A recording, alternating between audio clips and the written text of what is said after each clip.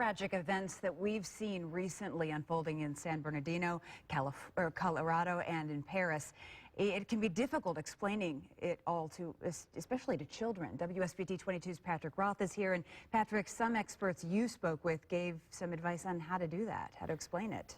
Yeah, Jennifer, there is no one way to do that. It varies based on age and also on the child. But the experts I spoke to said that one of the most important things that parents and educators can do is try to make sure that the child feels safe. Within the span of 3 weeks, we've seen deadly attacks in Paris, Colorado, and now San Bernardino. It's almost impossible for anyone to understand why this happened, especially some of the most curious people we see, children. But child psychologists say there are some things parents should highlight. You always want to start by asking the child if they've heard anything or if they've seen anything that they have questions about or that frightens them. And by doing so, you're not giving them any information that they're not prepared for psychologically and emotionally to handle. Children in a younger age looking for assurance. They're looking for like adult authority figure to give them the assurance they need and the confidence, and everything will be okay. While that can be hard to do, it's also okay to let kids know that even adults can be scared when these kind of things happen.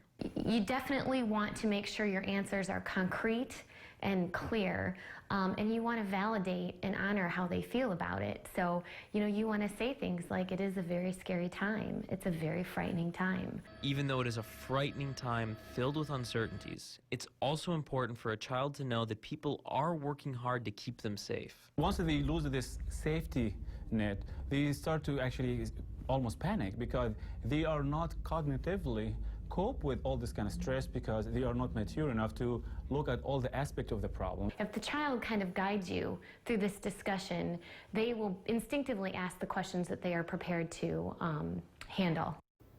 A lot of how the parent handles the discussion depends on the age of the child. The older the child, the more they're able to understand some of the complexities of these issues. But it's a very tricky balance because parents need to be honest, but at the same time they also need to be reassuring. Yeah, it's finding that balance. So what are the warning signs parents need to be looking for as far as whether their kids, whether they know if they're doing okay with this information? And that's tricky as well. If during these discussions you start to see the child withdraw more, maybe they're a little more clingy, or even saying they're afraid after the discussions, that might be a sign that maybe you want to bring in a professional to talk about it. And that's also okay. It's normal to feel that way. That's something that the experts really hammered home. It's okay to feel scared. It's not a bad thing. No. Yeah. Good thing to prepare for it, too, because you never know with kids when they're going to ask those questions and catch you off guard. I mean, it's scary for us, and we're adults. It's a really difficult time. It is. Patrick, thank you.